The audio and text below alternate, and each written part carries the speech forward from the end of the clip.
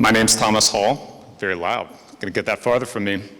So back when I was 21 and had quite a bit more hair than I do now, I was a third year in the college and had just been reelected to a second term as chair of the university's honor committee.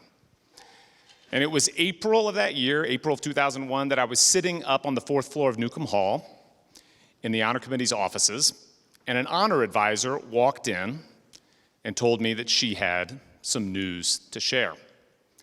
And she told me that a professor had just come in and initiated 160 honor cases. And after I picked my jaw up off the floor, I had quite a few questions for her. It turned out that professor was Lou Bloomfield, who was a professor in the physics department, a longtime professor in the physics department, and he taught a class called How Things Work. It was a very popular, very interesting class in my time as a student here, and it was particularly popular with non-science majors who needed to get a science credit to graduate. And Professor Bloomfield assigned the same paper every semester. 5 to 7 pages on the physics of an everyday object. Some students would choose something from the world of sports, the physics of baseball, the physics of hockey. Some students might choose something closer to their university experience, like the physics of a beer keg.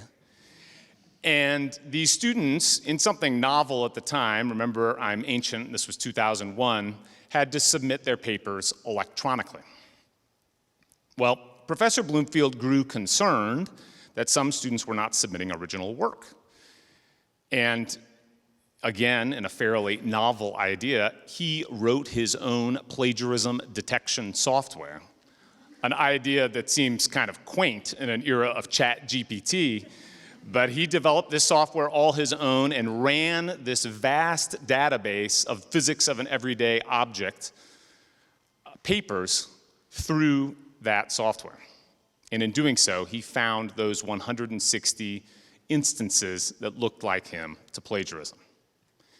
Incidentally, that honor advisor who walked that case into the honor offices way back in 2001 is now my wife and is sitting here with our 2 daughters. And after she brought those cases into the honor committee offices, a couple things happened. 3 things. First, we went to then University President John Castine, President Ryan's predecessor's predecessor, and told him, hey, look, we got these 160 cases. This seems like it's going to be kind of a big deal. We wanted to let you know. And I'll never forget his response. He said, look, thanks for letting me know. I believe, and the administration believes, in the concept of student self-governance. You all have this. Let me know how we can help. And that really struck me as like an institutional embrace of the idea of student self-governance. The second thing that happened, you'll remember this was April, just weeks before the end of the school year, and all of these fourth years had just rolled off the honor committee and were enjoying those precious last few weeks on grounds. April of your fourth year, just the most precious time. And many of them came back to the honor committee and helped us get organized and helped us plan how to adjudicate these cases fairly and even to begin some of the investigations of those cases. And then the third thing that happened was media attention. Most of you know that the honor committee operates under confidentiality. We try to keep all the cases confidential.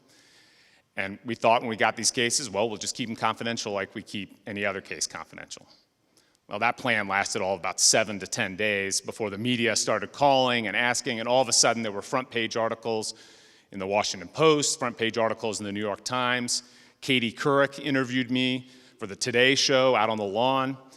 And again, in a sign of how ancient I am, I'll never forget a 1-hour NPR interview I gave in a phone booth at the Charlottesville airport, a phone booth that I'm confident is no longer there. And the honor system stood up under the scrutiny. It survived under the scrutiny. I spent my fourth year sort of managing the adjudication of those 160 cases. And it prompted a lot of tough discussions in the student body about what students and what faculty wanted from the honor system. But a year later, I graduated, and I figured my involvement with the honor system was at an end as a graduating student. But it wasn't in at least two ways. One, the next chair of the honor committee was asking me for advice, and I stayed in touch with him and then with his successor, who's sitting right next to my daughters tonight, and with his successor and her successor and on and on and on until I kind of tallied it up. When I was asked to give this speech, in 16 or 17 of those honor chairs since I graduated, I've been in touch with to provide advice about the honor system, however valuable that advice is from someone who graduated from high school in the last millennium. But then the second thing was, when I was an undergrad, I got this vague idea that maybe one day I wanted to be a federal prosecutor. And that took a while, and I went to law school at UVA, and I had to work for a while to get the job, and I did get the job, and I was a prosecutor who specialized exclusively in white-collar criminal cases, fraud cases, mortgage fraud, Ponzi schemes, investment scams. And all of those cases involved lying, cheating, or stealing. And I had the privilege of going around the country and standing up in front of juries across the United States. And as I began my jury addresses, I would say, ladies and gentlemen, this is a case about lying. Or ladies and gentlemen, this is a case about stealing. And in those rare cases, ladies and gentlemen, this is a case about lying, cheating, and stealing. Hit the trifecta. And when I did that, I really felt that experience from UVA kind of speaking to me. Now, sometimes my experiences here on grounds with the honor system seem like a long time ago. University of Virginia's had 2 presidents since then. I've had 2 kids. But then other times, it seems like it was just yesterday. And a lot has obviously changed since those times, but 2 things that haven't are my belief in the value of the community of trust that our honor system creates, and my fervent hope that the current generation of students will do their best to preserve it. Thank you.